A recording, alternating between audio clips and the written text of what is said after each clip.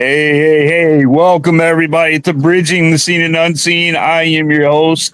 I am Shane McLain, and this is Gwen, of course. How are you? I'm good. How are you? I am great. Got my kitty sitting here with me. So cute. So cute. Got my wife over there. She's not letting me do any complaining, so we always know how that goes. So yeah, when she gets done, guys, I'm gonna show you something. I'm gonna show you guys something on air because she does her own nails, and she just showed me, and they look better than what they would if she went and got them done. It's amazing to me. It's amazing to me. That's cool. But tonight, guys, we got.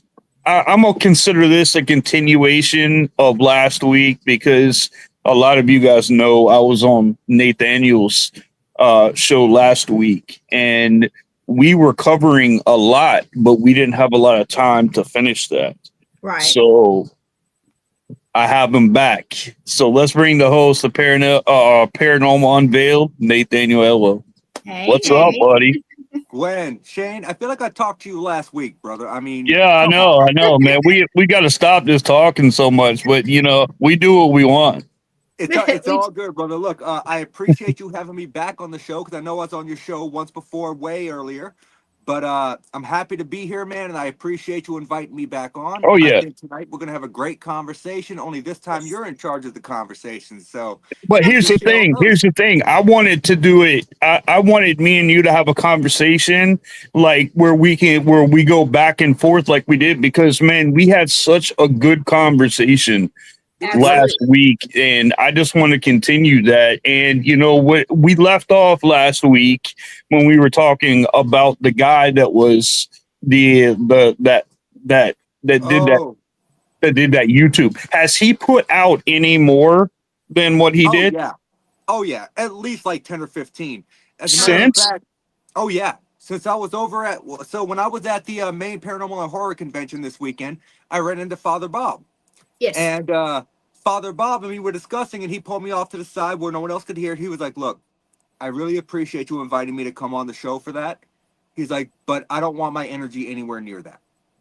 And I was like, "No, I understand that, Father Bob, but even me not being of a Christian faith, am I wrong for thinking that the way he is using the gospel is flat out blasphemy and completely disgusting?" And he said, "No, you're not wrong on that whatsoever." At all. Did you tell him that you wanted me to go on with him? I did. And he was like, "I would love to do it." He's like, "But I don't want my energy anywhere near that." I was like, "Well, Father Bob, you don't have to worry because the guy told me no anyways." Yeah, I honestly don't even think that he would, because once he sees, two people of cloth like that sitting in front of him and him, because I'll wear my entire outfit. If we had that interview, I'd wear my whole work suit, and I'm telling you, I don't think that he would even have a chance. No, I think as soon as he saw you guys and he's like, "Oh crap, I'm the hot dog in the boiling water right now, so I'm just going to go ahead and leave the stream," is probably what's going to happen. It's just so crazy because I cannot believe that he does that. And the thing is like, even if you like dark humor, there's That's not just good. some things that you should never do in the name to make a name for yourself, and that's definitely one of them. Yeah, so for me, there's Yeah. a difference between satire, humor, dark humor, and just taking religion and making it completely disgusting.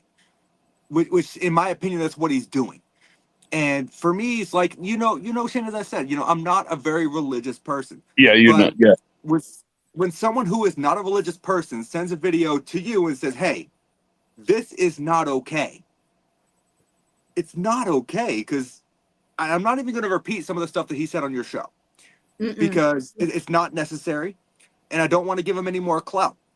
But if no. anyone out there You're knows who giving it him. is, Yep. Giving go him ahead. too much credit, giving him too much. It's just, I think it's interesting to talk about this, because guys, there are people out there just like that, and here's the crazy part: that it doesn't matter what you believe in, you always have that one person or group of people out there that will go in and try to bring a bad name to whatever you believe, whatever you're doing, whatever is going on, and that's exactly what's happening with him. Yeah, But the thing is he's not making Christianity look bad. He's not making the faith look bad.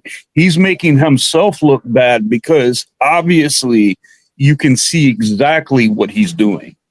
I concur with this. And what shocks me even more is he has over 1 million followers on his channel. That's Of course. He crazy. has clickbait. He does. Oh, it drives me crazy, y'all. No, it's insane that this Yes. person who probably bought a priest outfit off of Temu Mm-hmm. is sitting there and they have 1 million followers, probably making more money than all three of us combined based off of Oh their yeah. videos. Yeah. And it's sickening to me. Crazy. So Nathaniel, you just went to this Paracon. I Tell did. us a little bit about that, man. Who all I saw you have a lot of pictures and stuff like that you went up, and I saw that you ran into a lot of people. There were I a lot did. of people there. I Yeah. did, man. So the overall attendance, from my understanding, not vendors included or speakers included, which I was a speaker on Saturday. I spoke at 5 o'clock, or 5 o'clock to 6 with the paranormal panel. There was 5 of us up there, and so Russ Stiver from Compass of Curiosities was one of them. Russ is a very good guy. If you've never had him on a show, on your show, Shane, I would highly recommend it. He's a great guy, great conversationalist. All right. But it was a great event. I think overall total, from what I'm hearing, is like 6,200 people showed up. Wow, Wow. that's good. Good. And I think there was like 50 vendors, and you had several different horror movie personalities there because there was a horror con as well. And the way There, it was, there, yeah, there, there was a horror con at this con. yes, it was a paranormal and horror convention. Oh Mm-hmm. wow. Okay. So yeah, they had someone who played Jason Voorhees in Friday the 13th Part 4. They had Grandpa from the original Texas Chainsaw Massacre. Well, you talking about Jason Lives? CJ Graham, I think. Yes, Jason Lives. Oh yeah. Oh wow. Oh yeah, where he gets stabbed in the grave and the lightning hits Yes. him. Yep. Yes. So CJ Graham was there. They had Willie from Mountain Monsters and one of his cohort. I cannot remember the guy's name for the life of me, and I feel so bad about that because they're such good people. They had Ronnie LeBlanc from Mm-hmm. Chasing Bigfoot. It was just a great overall event, man. Like, I met amazing people. I finally got to see Father Bob because the last time I saw Father Bob, we didn't get a chance to speak. So I finally got a chance to actually meet him and talk with him for a little bit. I got to see Annabelle the doll in person. And John Zappis. Yep. So John Zappis wants the doll that I brought with me, my clown doll. And So do I. I saw that thing sitting next to the car, man. so that is Ian the clown. That's not Ian, your doll. Oh, I was about to say because I saw no, one it that. is mine. Yeah, Okay. the clown It is is mine. his. And Ian, unfortunately, has the, I guess you could say, adverse effect of if you do not give him enough attention, he plays off of your addictive personalities. Oh, Wow. yes, that's right. I remember you saying that. So me and Mr. Perez, Mr. Radical himself, we're Yeah. running an experiment. We're working on keeping a journal where I have Ian. So when I go down to the Salem Paracon in November, he's going to take Ian until the next con season. Him and his wife are going to keep journals of their experiences, why they have him, when they pay attention to him, when they don't pay attention to him, and kind of see how, the activity fluctuates, because Ian craves attention. And if you don't give him attention and you have an addiction, he will amplify it.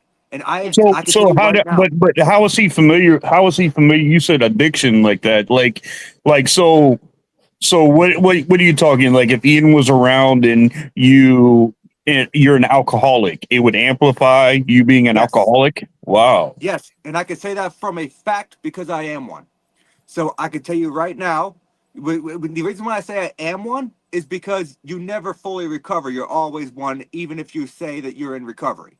Oh, yeah, got So it. Got it. I don't want people to get that twisted. It's the first rule of AA. You say what you are and you are what you are. Yeah. So Hey, can I suggest something, Nate? When no, November comes around, you're taking him. He's going to be at Salem with the he is. radicals. Okay. May I suggest that if we have a little space to put him away from everybody, and maybe certain people go in for just a couple minutes, maybe 10 minutes, maybe 15, and just kind of be there and see if they feel anything. Do an experiment. Yeah, let me talk to Thomas, see what I can work out. I can tell Yeah. you that he was one of the most popular items at the event, and I wasn't even going to bring him with me. Yeah. But Danny said people were constantly stopping, asking about this clown doll. He just drew people to him. Yeah. Yep. Because he wants the attention. But so to give you a little bit of backstory on me, and I don't mind admitting any of this because, well, you know what? It is what it is in the past. Back in the day, I was at a point after me and my ex-wife separated. Well, I was drinking a 24 rack to a 30 rack a night, and I did that for Oh, about 7 or 8 years. Yep. When I was doing that, I was also smoking about 2 packs of cigarettes a day. I'm shocked that I'm still alive, to be honest.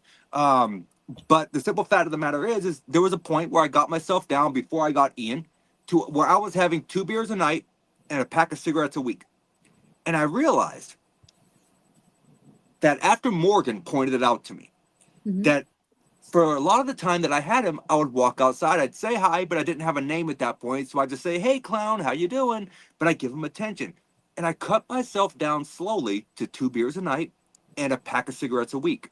But as soon as I stopped giving him attention, I'd go back to drinking the 6-pack a night, 8 beers a night, half a pack of cigarettes in a day. But as soon as I started giving him attention, it would drop back down. So how were you just able to put that together and link all that to the doll? And that's the great question, because I had no intention on trying to quit drinking at one point. It wasn't until I got the doll that my drinking started to slow down when I was giving him attention. I got you. And then I realized that when I stopped giving him attention, it would slowly go back on the uptick. And then when I put him in the garage, that's where it got worse. When I put him in the garage where I couldn't see him at all, I at one point, and this is very recently, probably about 1.5 years ago, was back up to an 18 case a night. Wow. But as soon as I took him out of the garage, when me and my daughter ran applications tests on him, I pulled him out of the garage, and someone who drinks an 18 case a night, they're not going to go from drinking an 18 case a night to drinking nothing like that. Oh, I know. I used to be one of those people, man. So I pulled him out of the garage, and me and my daughter gave him 5 hours of attention. And I did this, not even clicking until just now in this conversation, by the way. I'm going to add this to my log for Danny and mine's information, because what mine and Danny's plan is to compare our occurrences and write a book on it based on Ian. So Just with the dolls? Yes. Okay. The thing, if you did it at Salem and had it controlled, I honestly think it would be a good extra. I mean, can you do that? Could you really do that, Gwen? No, I mean, with the emotions and stuff like that. How would that be able to be controlled? Because, there's no guarantee there. If somebody came with a serious issue. Oh yeah. Well, that's the thing. I mean, get people like I, of course, I'm volunteering because I want to meet Ian anyway. I think what I would have to do is find a separate space within the event that's in a completely separate room and have him completely isolated. Right. Even if it's a little small room, something small storage room or something. Yes. Just something isolated. Yes. And then I could run the experiment that way, but you still have the I guess you could say, overwhelming plausibility of the energy from the event itself seeping underneath the cracks of the door. You can bind them too. You can bind them with blessed salt. Well, Yeah, we could bind the room and cleanse the room. If you just do around the item, if you go around the item and you constrict the energy that it's producing, then I don't think it'd be able to manipulate emotions as much. That would be what I would be scared of. I'd be scared of somebody coming there with the real, because I mean, you think about that. You take somebody like that, and then somebody comes in front of you, and you know the night before they were thinking about committing, the S word. Yeah, Morgan, can you see what Morgan is saying? And I get what she said. What I was saying was pick maybe a handful of people. Oh, run an experiment where nobody else gets to be around him at that time. The control would be the room and how I would seal it. The variable would be the amount of people that I allow into the room, and then you would run your test results. Exactly. But it would give you a little extra with people that you know wouldn't be full of poo-poo. You know what I mean? Yeah. Because like I said, I want to meet him anyway. Whether you analyze me or not, I want to be around him for just a couple minutes. And yes, Morgan, I would like to have him, but I know I can't. What was Morgan saying there? What did she say? You guys understand that I can't see the comments. Right. So what Morgan said was, it's a good idea, but with constant visits, it may not be the full effect, but definitely would be interesting to see how many people would offer to take him off your hands. I mean, I can tell you a handful right now that would take him hot second. Are you trying to get rid of him? No. Okay. As a matter of fact, I'm not one for name dropping, okay? But I'm going to name drop someone here. Johnny Zaffis wants my doll. Yes. He wants my doll hardcore. Wants my doll. But here's my thing, and I'm not. Obviously, I love John. I love John to death, right? Yeah. But would collecting haunted items be considered an addiction? Not necessarily. Depending on what you take them for, because like if you're of the faith and you take that, you're taking them to release that from someone else. So you're actually taking the burden that's on somebody else and taking it away from them. So that I don't think so. But I mean, that's why I was asking the question. Obviously, I'm not saying that that's the case. But I went in and I watched Johnny speak this weekend, and he had made a comment that's what clicked in my head. Was he said an episode of Hoarders would have play around with his house, and I'm like, well, if Ian feeds off addictions, then. Oh yeah. Well, that's another thing too. That's another thing because an imaginary dotted line. Right. Now we've got a Seraphine Knight in our order that's in the UK, and she's the highest ranking in our order. Her name is Julie Holiday, and I had her on. She has these dolls called Bella dolls. Have you ever heard of them? I have. She's got 6 of them. All 6 of them came from 6 different cases. And they're creepy. And I've got people that are willing. I've got people that are willing to take them off her hands and put them somewhere. And she's got. They say in a way. Yeah, they say 200. I think 200 something words each or something like that. They have a word bank that they say, well, they took them to an airfield. She took it to an airfield or whatever. And one of her friends was there with her, and she came up and said, oh, we're going to put this doll up, and the doll, like custom, like Morgan is asking, are they the talking ones? Yes. Yes. Yeah. They're lifelike. They're lifelike, and they were, kids that have the issues with making friends, that have like a social anxiety and stuff like that.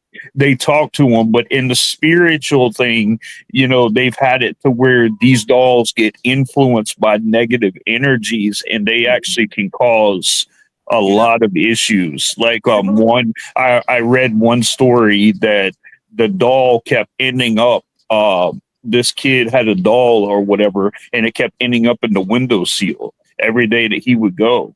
And then he came up similar one to day, that. and then the window started opening, and it was sitting on the seal, and all of a sudden the screen came out, and all of a sudden, and then the doll fell out of the window, and it was trying to get the kid to go behind it out of the window. And Morgan's right. I do have hers in my room. It's currently in a bag over there in the corner. But didn't they have an issue with that, similar to the Furbies when they first came out, like a year after they came out, where they were speaking phrases they should not be speaking?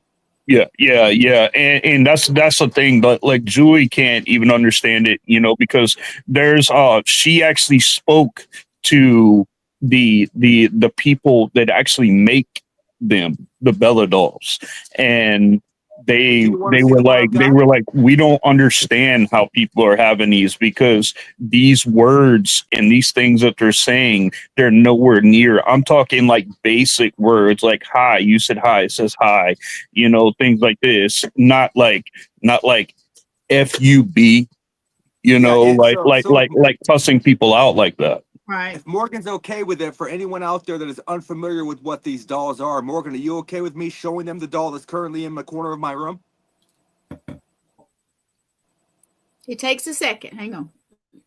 It takes a second, y'all bear with us. But no, so like I just don't want anyone to get anything twisted as far as what I said about John Zaffis, because I love John to death. He's one of my favorite fucking people. No. Morgan said, of course. Okay. But you know what? I'll grab that. Yeah, everybody has a tendency to be addicted to things, and especially some families and stuff like that. So you know what? It would be interesting to see if it actually helped somebody if they talked to him. And some people smoke. Some people, yeah. I can tell you it does, because when he was at the main Paracon and he was getting all this attention, I went to the hotel room with Morgan. I think it was Saturday night. I made a mixed drink. I drank one. I made a second mixed drink. I didn't want it. I dumped it out halfway through. Normal me would have been 3 or 4 deep. But I feel like since he was getting that attention, I felt like I didn't need it. And I have realized through, different talks with me and Morgan, he affects Morgan in Massachusetts, because there's times when me and her are having issues because I'm not giving him attention. She drinks more and we argue more. If I don't give him attention at least once a day, we argue that night. It never fails. Wow. She said that she didn't finish her drink either. No, she didn't. Matter of fact, I mixed her a drink the same way that I normally would. She took a sip and said, "No, this is too strong. Why did you make it this way?" See? I said, "I made it the exact way that I always do." So don't what? Don't let the doll know if they're gonna be home. Oh yeah, Angie made a good point. She was like, "Yeah, don't say anything if you ever rehome them like that. Don't say anything around the doll about rehoming, because it could wreak havoc in your life." Well, I think he would maybe like being with the radicals, because they're going to show him. That might be a little difficult for me because he resides in my closet. Yeah. But so if you guys want to see the doll that we were talking about earlier, sure. And Shane, if you've never seen Ian up close, I'll grab him out of the closet. Yeah, go ahead. Yeah, grab him. That's good. You want to see him? No. He's in a box, and he's not out. Nate doesn't take him out like that much, because he's not one to be messed with, Yeah. So I heard what you were saying, and for the record, the one time I did the 3D scan on Ian was the only time I have ever taken him out of the case. We lost Shane, but he will be back. Yeah, so this thing, I'm really not a fan of this thing either. Well, we appreciate you showing. Okay, let's see. Oh, wow. That's the one I thought it was. Okay. You want to see it? Okay. Yeah, I'm not a fan of this thing, and I've not yet tested anything out on it, but I can tell you, it does have a strange energy to it. Mm-hmm. And I think that's kind of the reason I haven't tested it out yet, specifically because of the weird flow of energy I feel from it. When Morgan brought it here and she pulled out of the bag, and I was like, "Oh, that thing is hideous." Well, yeah. I don't know why people want one of these things. I don't understand the appeal. Can you see what Morgan put? She said, I want to try it with Ian. That would be interesting. Does it have batteries in it? Just curious. I honestly don't know. Okay. It doesn't talk, does it? I think it does if it works correctly. Yeah, if it works like it should. I'll turn it on, push the button. No, it does not have batteries in it right now. Either that or the batteries are dead. Okay. Yeah. Why don't you sit it why don't you sit it back there next to the coffee or something during the show and see if it does anything? Yeah, it talks. Morgan says it talks. What about the eyes? How about how about the eyes? Oh, they open. I think when the battery, if I remember right, it's been creepy, a while isn't it? Yeah, it is creepy looking. Yeah, you see what I'm holding up? Yeah, they're creepy. Shane's like, nah, not today. I don't. This thing's going back in the bag. I mean, there you go. There's not many. Let me know when you test it. Yeah. I don't trust them. I don't trust them things, man. I don't trust them. You know, I don't know if you guys know like Christy Rico, but she's a friend of mine. She's like usually on here, actually. Yeah. Like now she's got dolls too, and she keeps them like in her bedroom. So like when she wakes up, these haunted dolls are sitting like right across from her. And she says one of them has a demon. And I'm like, and you want that in your bedroom? This is in my bedroom, Shane. Mine are in my bedroom. So I get, and you know that one we have that we take everywhere when we go, when Lee and I and Matt goes, we have one that we take everywhere, but she's not, we don't have demon ones. Okay. We don't have that ones. Yeah, and that's what she said. That I mean, like I don't like to get close enough to it, but she said, you know, and I can tell you, even when she showed me, you know, I could tell which one wasn't the right one. Right. You know, and she said, that's funny how you say that because she said that one particular brings adverse activity from the other ones too. So now that this one's out of the way, Shandy, can you read what Morgan said?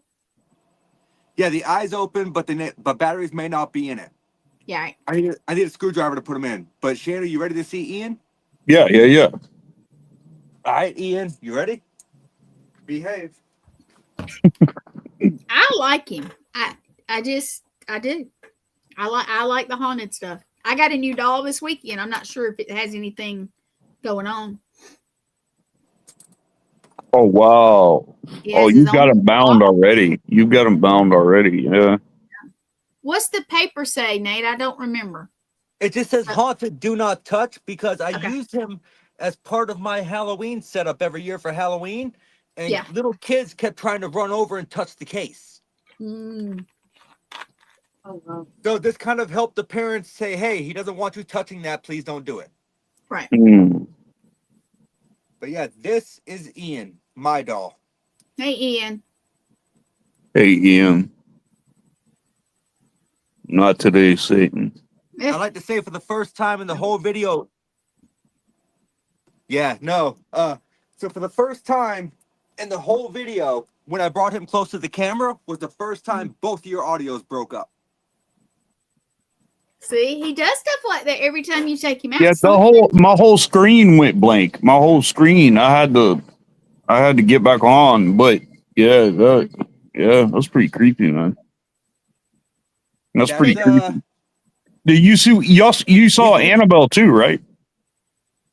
I did, and I could tell you the ambiance within the room. Yeah, it's kind of strange, but for me, it wasn't more of a strange as far as I felt threatened. It was a strange because I felt like the way that they had the lighting set up done. If you have the red lights everywhere, you have the red light in the case, you know, you have the red light, you know, it's the red light, you have the slight little bit of music playing, and it's the ambiance. Yeah. Okay. All right. Yeah. For me, I took a picture standing in the mirror from the original Conjuring house. Yeah. So for me, I enjoyed seeing it. it was a once in a lifetime opportunity because I know she's only got 3 more stops and I'll never see it again. So it was worth it.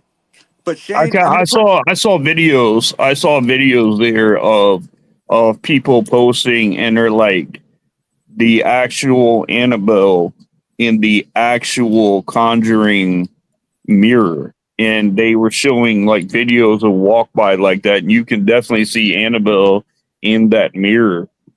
And I've seen a few of those, but I feel like it's more of a motion blur than Annabelle itself, to be honest. For me, like, I don't know. It's like I love Nesper to death. So for me to say this it's like this. It's a good story. Okay. I'm not saying there's anything that is not attached to the doll, but I'm telling you that when I was in that room, I felt nothing negative. The only thing I did experience was a little bit of vertigo. And maybe that could have been because of the lighting. It could have been because they had a new object that they only required like a year and a half ago, which was a shoe from World War I, which still has a skeletal foot within it. I saw that. I saw that. And it was in the same room? Yes. So See? for me, I personally didn't feel anything off Annabelle. But being able to see it firsthand, I mean, there's only 3 more stops she's got. So when I had the opportunity and I had a friend of mine was like, hey, you seen her yet? Seen who? You know who. Well, no, I haven't had a chance to yet. Come with me. And we went into the room and Father Bob was in there. And, you know, it was interesting. I will say. Yeah. That's interesting. Well, it was an experience, you know. But then again, I want everyone out there to be clear. When I say I didn't feel anything off the doll, I am not a psychic. I am not a medium. I'm not. Yeah, that doesn't mean everybody will, you know, because, you know, some of the experiences I've seen and read about that is when people try to make fun of it or something like that, you know, hit the case or do something like that, then something bad happens to them or something like that. And that you're exactly right. And that is why now they have a perimeter around the case. You can only get so close. And one of the rules is you are not allowed to address Annabelle in a negative manner. So here's my thing. How can I run a test and a hypothesis if I cannot address the doll in a negative manner to see what happens? Not that I would do that because I don't tempt fate. But I would be that person that would go down to Key West, Florida and visit the museum that has Robert the doll and take his photograph without permission just to see what happens. I would be that guy. Yeah. Robert. I would probably pay for it according to the legends and lore, but you know, when you dig down deep into the folklore, you'll be writing him a letter. Yeah. And when you dig down deep into the folklore of the paranormal, though, you have so many myths, legends, and lore. Like you have all of these crybaby bridges. Every single state has one where something tragic happened on a bridge, or we got one here. We got one here in South Carolina. Yep. Yes, every single state has 1 or 2 of them, and you know, realistically, gravity hills are a real thing too. People who park their car and it seems to roll uphill. I hate to tell you, it's an optical illusion. You put baby powder on the back of your car. Oh, I see these fingerprints. Yeah, you know why? Because it doesn't matter how much you wash your car, the oils from your hands do not come off the paint. That's why the fingerprints appear. So it's one of those things that the lore behind the doll itself is amazing. It is deep rooted in history, and you will never be able to tell anyone any different. They're going to believe what they want to believe. And I firmly respect that. But it's one of those things that you can't put into an environment and test because you're not allowed to. But let me ask you this. Okay, so say there's somebody out there that's like,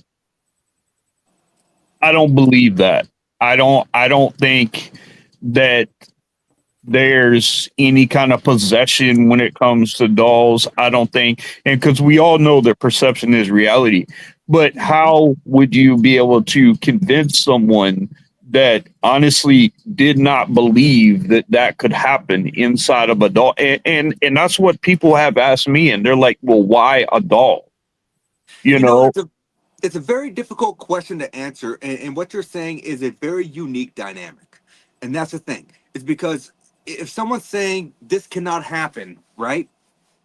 until they experience it themselves, they're never going to believe that it can happen. But you can't take a doll and put someone else in danger just so they have an experience so they believe. So it's a really unique dynamic, but you have to think about it. The way I do it is I explain it to them like this. Do you believe hauntings exist? If they say no, then there's no way you're going to convince them. Yeah, yeah. You can't believe in one without the other. Exactly. If they say yes, I was like, okay, do you believe in the stone tape theory? Oh, well, what is that?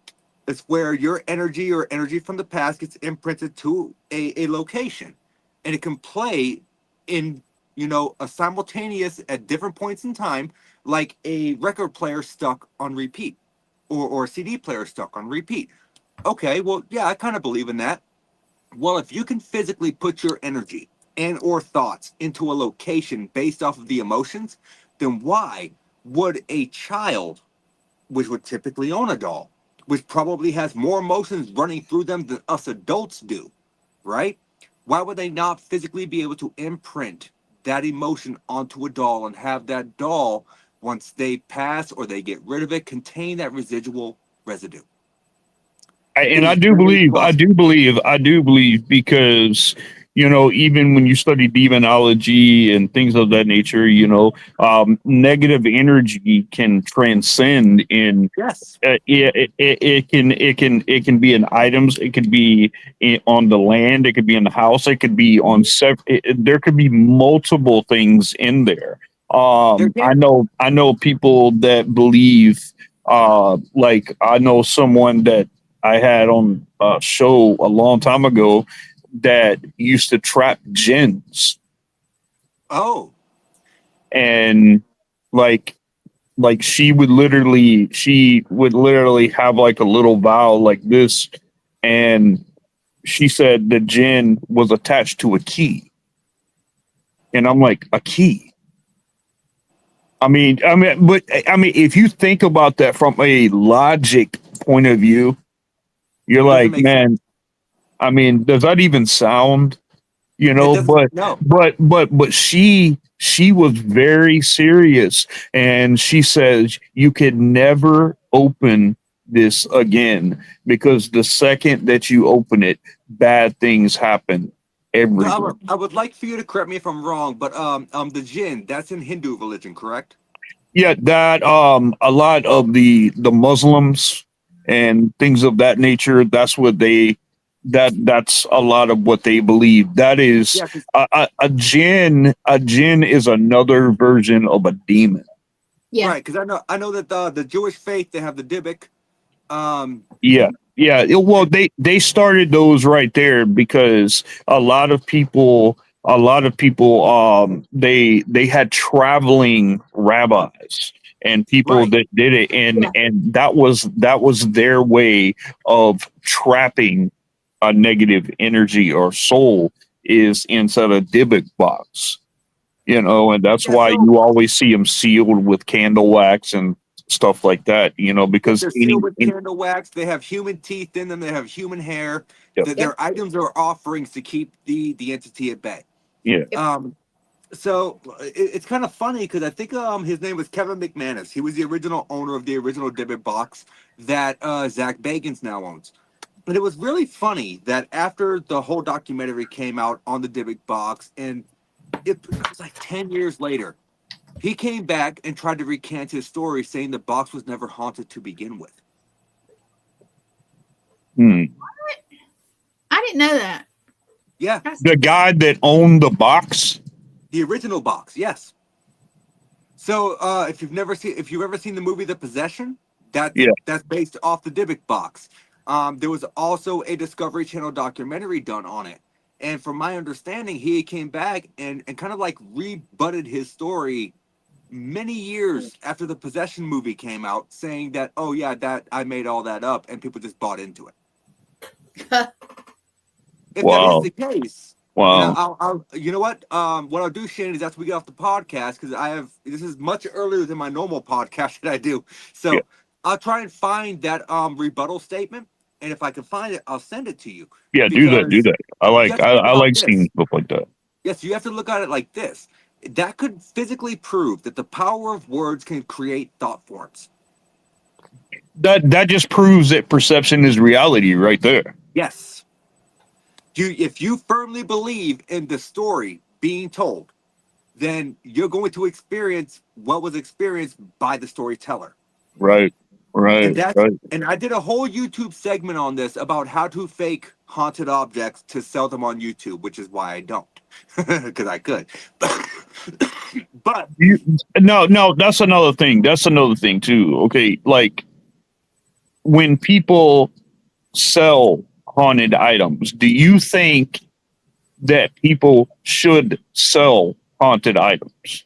No, absolutely not. I've always thought that was kind of weird, man. That's like, you know, I don't. It just seems like, you know, why would you want to pass that? Oh, well, charge someone, you know, to take an item that you believe is haunted. Yes, and I actually have 2 more items in this room. Actually, I have a total of, I think, 16 haunted items in this room. I have 2 hanging up in my closet right now. So when me and my ex moved into the house that we moved into, it was built in 1908. The construction ended in 1909, right? Mm-hmm. I went down to the basement. I was exploring. I found a crevice in the wall, and I found a set of antique bamboo blind man's canes. They have tappings on the end. Ooh. Mm. As soon as I removed those from the basement, we had activity for months. I'm talking about displacement of objects. I'm talking about cold spots. You could walk by and you would hear a voice whisper in your ear. So what I did was I blessed them with holy water. And I was like, whatever's attached to these, you are not allowed to invade this space. And I thought about putting them back in the wall. But, you know, something just told me not to. If you'd like to see them, I have them. It's just one of those things where I know I could sell those on eBay and create an elaborate backstory that someone out there is going to buy into. But it's not right, because now you're creating a psychosomatic effect on another person. Yeah. You're putting it in their head, the potential abilities that thing could do. So you're putting an expectancy level that it actually could happen with them too. Exactly. So that's what they'll be looking for. Yeah. So my 2-part YouTube video on that was called "Scams Directed at the Paranormal Community." And it was basically about the haunted objects. I went into the original haunted object that was first ever sold on eBay, which was the ghost in a jar. And it shocked me that 100,000 people bought a jar full of air. Yep. What? Why? Air. Yeah, because there's nothing in the jar. It was literally, they bought a jar. That was it. Yep. But there's a whole book on the whole thing. It literally, the book is called Ghost in a Jar. Hey, And Nate. Yeah. When I was at Gettysburg, you know, we had our haunted doll who it goes with us, and there's a book about it. The one, you know, Hang on, real quick. Shane, I see you're holding up. Do you want me to move Ian back to the closet? No. I just haven't put this back up in my pocket. It's fine. No. I just wanted to make sure. That's my Benedict. So Yeah, I just wanted to make sure. Yeah. I didn't want to make you uncomfortable. That's all. No, it's good, man. I'm not. I ground myself a lot, you know, and I make sure that I'm pretty protected behind that. Same. I just wanted to make sure, brother. I got you. I appreciate it. But what I was saying, you guys, was when I was in Gettysburg, we had the haunted doll with us because she travels with us. Okay, we have other stuff too because we had the haunted lab thing, but people were offering crazy money for a true haunted doll. And we were like, no. Yeah. And people would just come up and ask us. We actually locked her in our room because we were afraid if we turned our people were nuts about haunted stuff. So and they want to buy. I mean, they were like astronomical prices. Yeah, wow. they were offering. Yeah. Okay, we got Bill. Bill. Yes, love him. Love you, Bill. Hey, Bill. Miss If you, you and I'm gonna haven't see you tried again Bill's soon. nuts, you need to. Read some of the comments that went on. I saw a real big comment there too. Right. That was from your. Well, hold on. I'm going back up. It's a little. Yeah, post them. Let's see what we can do. Yeah. Let's see. Sean said hello. Hey, guys. Sean. Hello, What's up, buddy? And we were talking about selling them, and Bill said you should not sell them. You can gift them. True. Bill, I 100% agree with you there. I don't think they should be sold like that because I don't think it's something that you would just go into a store and just buy. You know, people shouldn't just, you know. He said you shouldn't profit off of it. I totally agree. I've had one given to. Well, I've had a couple things given to me. I had something basically this weekend. The man told me, I don't know where it came from. Here, why don't you take this with you? Yeah. Yep. Yeah. And Bill, that's funny how you say that because there is a story of a Japanese doll that's actually locked up in a case, and that doll was sold. And every time it ever got sold, bad things would happen. Like family members would die, they would get deathly ill, sick, and stuff like that. Every time this doll would go, and after it got sold, it got put right back, and they locked this thing and they bound it. And year after year, they started noticing changes that were inside that doll, and they couldn't figure out the changes. And they looked, and her hair was growing. She had legit human hair. Now listen to this. It gets worse than that. She had a smile with her mouth closed. She went with a family and they brought her back and they came back and checked it, and the mouth was open and she had sharp teeth. What? Okay, your wife, let me tell you why. Okay, Angie said I had a haunted porcelain doll when I was 10. Birthday gift from my best friend. Yes. Her mouth was closed when I took her out of the box. Then later on, her mouth was open with teeth. Porcelain dolls freak me out to this day. A lot of people, Angie, that's a lot of folks. I'm telling you now. It is. Yeah. It is. You know, and it's crazy to me that the amount of porcelain dolls, especially clowns, that appear to have attachments to them. So I have a theory on the clown thing, though. For me, but, you know, everybody has fear of that. Well, fear. But look what a clown. Look at. There's two emotions there. There's fear and there's excitement behind it. There's fear and excitement behind it, and both of them can be used against somebody if a negative energy was put to that clown. Correct. Right. Okay, guys. Also on the comments, I know Shane wanted to know. We got Enfield. Yeah, what's up, Jay? What's up, Jay? I have not been there yet. I'm super jealous, but thank you. He is actually Jay from Enfield. He is going to be my special guest next week on the show. Hey, Jay. I want to go to that place. I want to. Well, you know, we're traveling, and I really would like to talk to you about it. So if you'll message me, I got to message you anybody about the show, but I really would. This is my producer right here, Jay. This is my producer, Gwen. This is Nathaniel right here, of course. But yeah, I'm looking forward to having him on. And we were talking about some of the things that go on in his house. But these doll things, man, like you said about the clowns, I mean, you know, there's two different, you know, whether it's either fear or happiness or joy or whatever it is, you know, they can be used negatively against somebody. They can.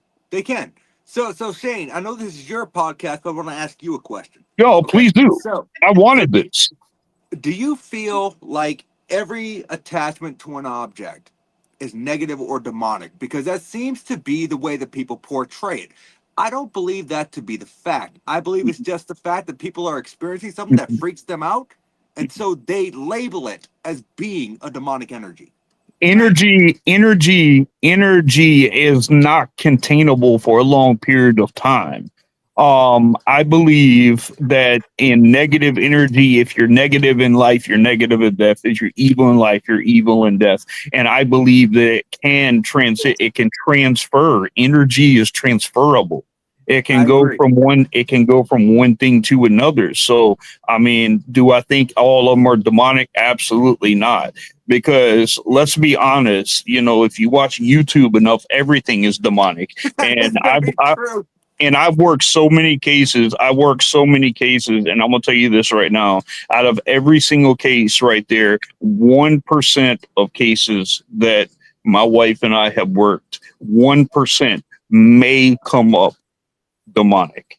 No, and I agree with you 100%. And Bill, I'm not ignoring your comment. That is a fact. I have seen those dolls, Right. and they are creepy. But Right. I'm trying to get through all of them, but let good. me do those real quick because I know we don't have a whole lot of time. Go. Bill basically said you shouldn't profit. I totally agree. No. That's why No. I had stuff gifted to me, but I agree. Sean, I'm not sure what not necessarily about, but Bill was talking about the porcelain dolls.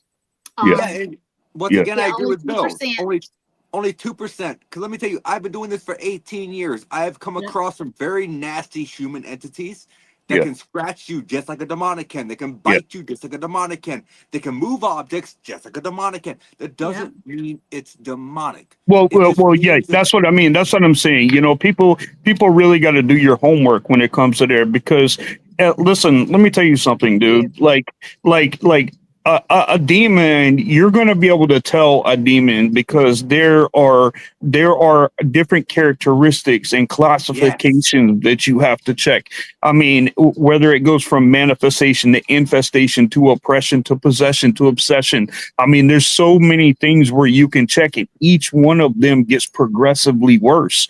I mean, if you're sitting in front of someone and then all of a sudden you hold up a Benedict right here, and then all of a sudden you have 5 different voices coming out of one person hissing at the same time, that is like physically impossible. The greatest beatboxers in the world can't make that kind of noise, so I mean, and even if you are evil in this world, you're not going to be able to produce 5 different voices. You're not going to be able to produce someone else levitating, someone else doing. I mean, there's so many things that have to be classified before even demonic. The facial changes. Shane. Yeah, so for the record, Mm-hmm. I love Shane's passion, like the way he's going back and forth. Like I do that same thing when I'm talking. If I'm passionate about something, I love that. And not to mention y'all make a great show. And not to mention the fact that when you do something and someone starts speaking in Latin and they were never taught to speak Latin.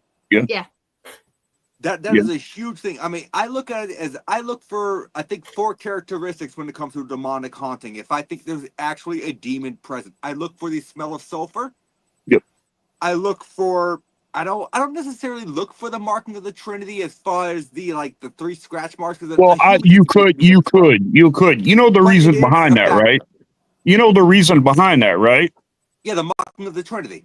Yeah, but there's a reason behind that because he died at 3 o'clock in the afternoon. So the peak of the witching hour is 3 o'clock in the morning. Right. So it's a reverse of what the Trinity is, and that's exactly what a demon will try to do. That's why it's so reactive to, like, if I held this up, if I held this right here, that's a Benedict rosary. That's the first known exorcist that was successful, was Saint Benedict. That's also our patron saint. So if I held this up to someone who has a that's possessed or anything of that, they would be so reactive to that. Yes, they wouldn't even be able to be around it. No. And that's what I ask. Like, if I go into a place and the client's like, well, I had 3 scratches. Well, what time did you receive these scratches? Right. Well, I received them at 6 p.m. Well, I would expect it to be more in the morning time, 3 o'clock to 3:30. Maybe to 4 but o'clock. that is one thing. That is one thing about a demon, though. I will tell you, there is no time space there, especially when it comes to possessions in themselves. Guys, I can share with you a video, but I have to tell Angie doesn't even want me sharing this video. but this is a real case, and this is one that our order is working on. And this woman, she's Hang on, she's real quick. speaking When? she's speaking 5 different languages. She's speaking 5. She's hissing while she's speaking the languages. She is a foreign lady that was speaking Latin. She was speaking Greek. She was speaking Aramaic, and Aramaic was a language that Jesus spoke. Language. That Jesus spoke. So I mean, to have someone be able to speak, and not only that, but someone that's foreign like that to be able to speak Aramaic is very, very odd in itself. You know, but I've got a video. Angie doesn't want me showing it, but I tell you now, when I showed Angie that video, it scared her. Well, you can tell Angie, I would love to see that video, and I will not share it anywhere. She has my word. Okay. Yeah. All right. Yeah. I'll show you guys. That video. But yeah, don't, because this is an active case. No, This is going on because we've got this woman. We have got physical doctors in. We've got psychological evaluations going. I mean, everything's going because anybody, if you have someone that is in exorcism ministries that will just go and you call them up and be like, hey, I need exorcism, and they run to your house to do an exorcism, run as far away from that person as you possibly can. They didn't do it properly. In order for the Catholic Church to approve an exorcism, you first need to prove proof of activity there has to be there is a chain of things that have to happen. There is a chain. There has to be a physical evaluation. There has to be a psychological ongoing. And then once the psychological doesn't work and then the spiritual part of it gets worse, that's where you step in and do that. But it's an ongoing process. It is not exorcisms or a last resort, people. Last resort. This is not something that you just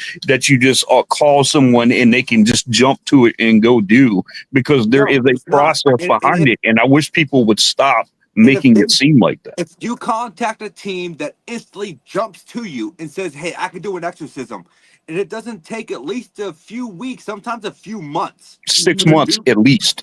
Yeah, for the due process. Mm-hmm. They jump in instantly and say, oh, I can exorcise you. Guess what?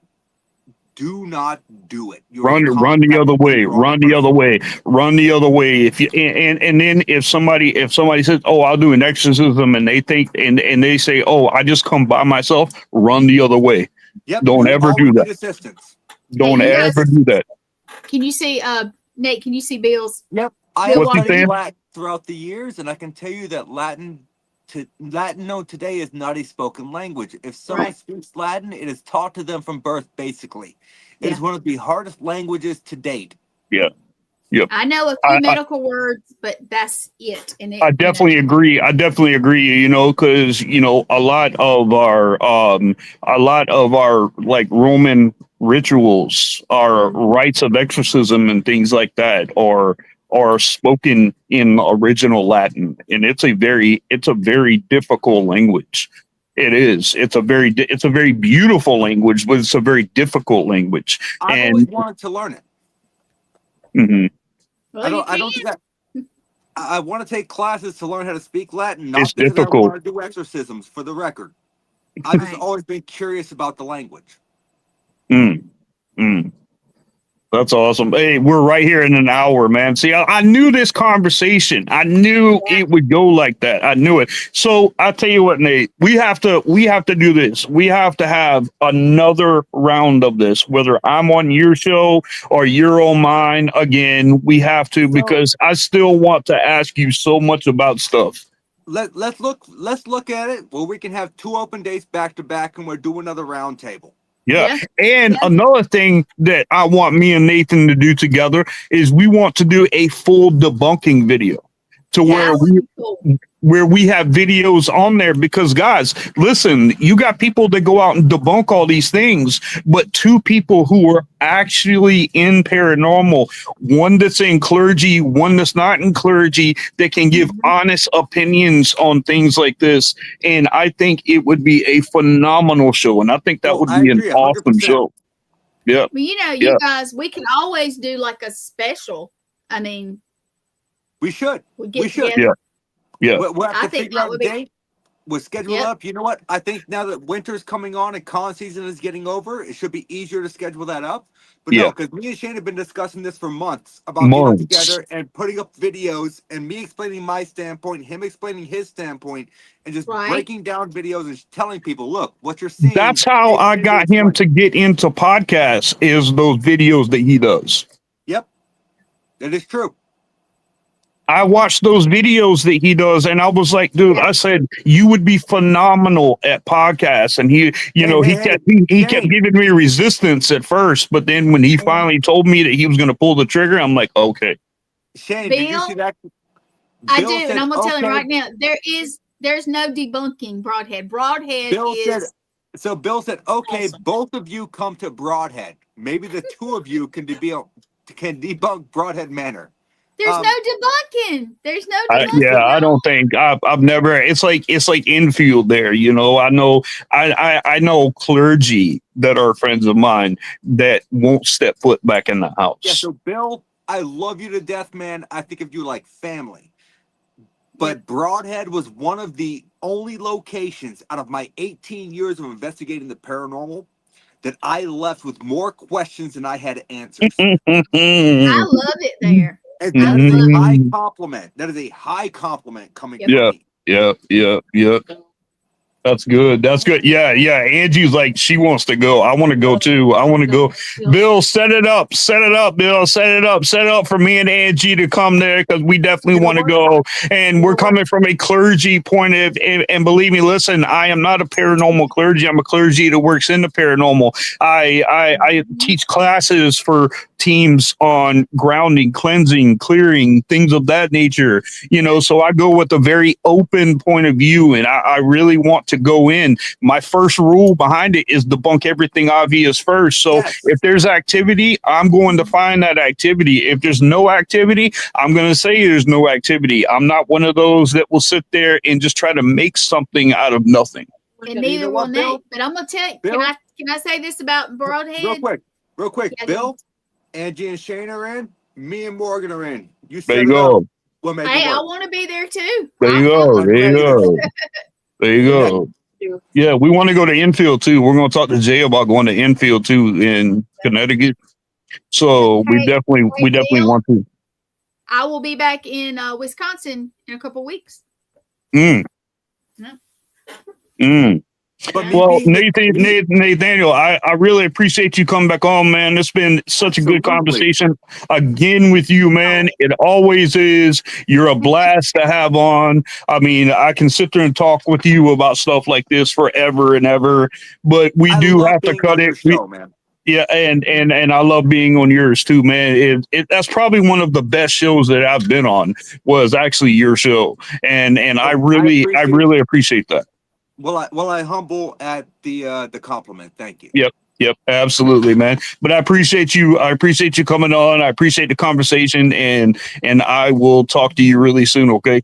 Yeah. Anytime you want me back on, man. Well, like I said, we'll do the little round table. Yeah. We'll figure out Let's do it. We can do it back to back, and I'm down. Yep. Let's do it. After the show, why don't you guys hold on for just a second in the back? Let me go ahead and tell me how to live my life. Why don't you tell everybody good night? Look, listen to him. He says so. Good night, everybody. Go ahead, Shane. It's your show. Good night, everyone. Thank you for tuning in.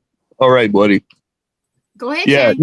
No, listen. This is a great guy right here, and I hope all you. And that's one thing we didn't say, Nate. Though, real quick, tell everybody how to get a hold of you.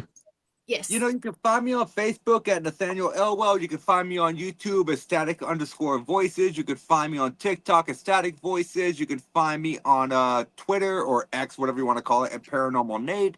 I'm going to be doing a bunch of events next year. I've got quite a few one of them I cannot announce yet, and I haven't even told Morgan about it because, well, we kind of discussed it, but it's not solidified yet. So that's why I haven't told her. She knows about it though. Mhm. It's in Scranton, Pennsylvania. They're estimating anywhere between 4,000 to 1 million people showing up. So it's going to be a huge event. Looking forward to that. But you can find me next. So it's September, October. You can find me in November 15th. I'll be down in Salem, Massachusetts for the Salem Paranormal Horror Convention. Okay. All right. And also, of course, you can find me every Wednesday night, 9:30 p.m. EST on the Paranormal Unveiled podcast. That's it. That's what I was waiting on. All right, Nathaniel, I appreciate you, brother. Hey, and thank you guys for tuning in. Thank you for the comments. Thank you for tuning. You know, I love the interaction. I love when it comes in. I love a great show. And Nathaniel, you always have been an awesome guest, and I really appreciate you, brother. And I will talk to you guys very soon. All right, you guys stay safe, be blessed always, and stay spooky, people. Yes, sir. You have a good night.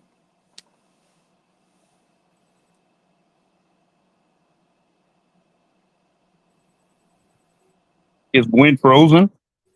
I think she is. I think we're still alive. It's okay. Yeah, I think so too. Gwen. Yeah, You're frozen. It froze. I think it's Ian, dang it. Yeah. Uh-oh. I should have put it back in Okay. the closet. All right. Peace, guys. Have a good one. Guys. Gwen. What is going on? Gwen. This is the awkward silence that should never happen. This is the best ending to a podcast. It This is the awkward silence.